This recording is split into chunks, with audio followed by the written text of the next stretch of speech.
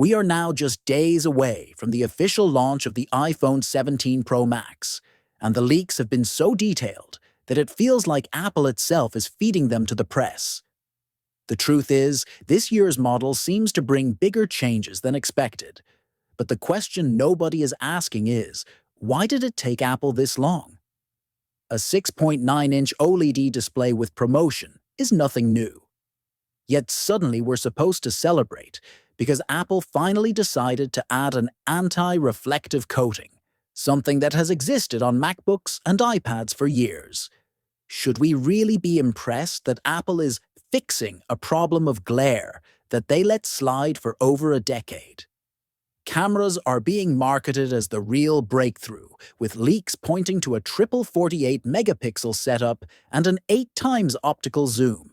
But again, is this innovation or Apple just playing catch-up with Android phones that have had similar or better zoom for years? And 8K recording? Nice on paper, but how many people are actually going to use it?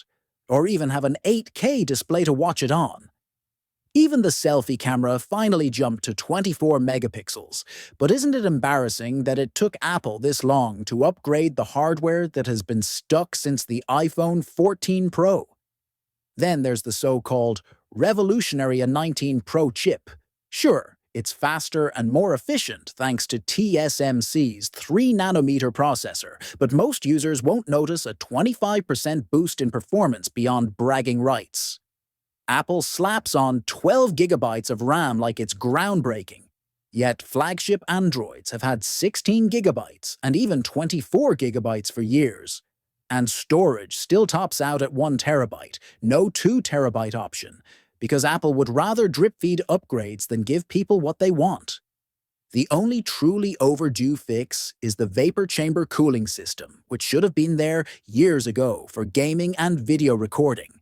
Battery life? Finally, Apple admits people need more than a tiny cell by putting in a 5,000 mAh battery, the biggest ever on an iPhone.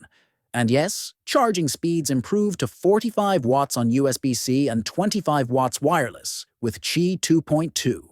But again, these are numbers Android has surpassed long ago. Apple moving back to aluminum from titanium feels less like a design choice and more like damage control for heat problems. And the new color options, dark blue and orange, feel like nothing more than a cheap distraction. Connectivity gets a C1 chip for better 5G, Wi-Fi, and Bluetooth. But honestly, these are things that should be expected in 2025, not hyped up like miracles.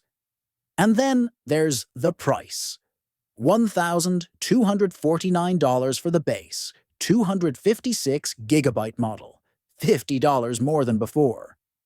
The event is on September 9th, pre-orders on September 12th, and sales on September 19th. So, is this the most Pro Max-worthy upgrade in years? Or just another overpriced catch-up game?